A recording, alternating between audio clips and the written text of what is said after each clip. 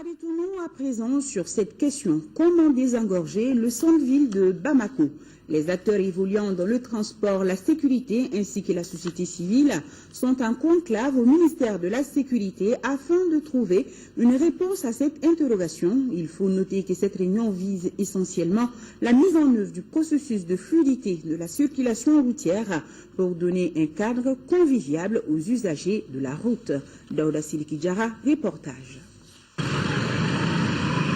Embouteillage à Bamako, un véritable casse-tête pour les usagers de la route, surtout pendant les jours ouvrables. Pour mettre fin aux entraves à la fluidité dans le district de Bamako qui occasionne ces embouteillages, les autorités en charge de la sécurité ont tenu une réunion afin d'élaborer un plan de mise en œuvre du processus de fluidité de la circulation routière. Il est alors urgent d'agir pour que l'illégal ne s'érige en principe, quand on sait que toutes les voies ouvertes à la circulation sont occupées par des vendeurs ambulants et des commerçants détaillants. Tout le monde est unanime aujourd'hui qu'à Bamako, il est difficile de circuler. Les voies sont encombrées, l'incivisme a atteint un degré aujourd'hui inqualifiable et je pense qu'on ne peut pas continuer à assister indéfiniment à ce spectacle-là. C'est pour ce faire que nous avons adopté ce projet de fluidité. Mais avant de faire recours à l'usage de la force, les ministres de la Sécurité optent pour la sensibilisation à outrance. Il s'agit d'informer davantage encore.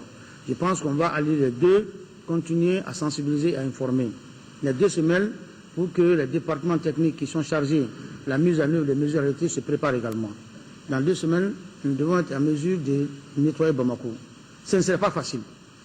Pour ce faire, j'ai interpellé un certain nombre de départements et de services qui doivent tenir des rencontres avec leurs partenaires pour que les uns et les autres comprennent que ce n'est pas une action de force une preuve de force qu'on va engager contre eux. Et c'est dans l'intérêt de toutes les populations de Bamako que nous voulons aller vers cela. Et pour ce faire, ils doivent nous aider à faire ce travail.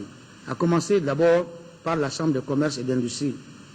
Les commerçants décédants qui se sont installés anarchiquement sur le trottoir doivent partir. Pour l'application des mesures concernant les accidents de circulation, là aussi, nous serons intransigeants là-dessus. Le contrôle technique, le respect du code de la route, le port des casques, également l'interdiction des transports mixtes. Pour le port des casques, nous allons donner encore un délai. Un délai, nous pensons que nous allons commencer à le faire également, peut-être après l'opération de fluidité, 1 semaine après l'opération de fluidité.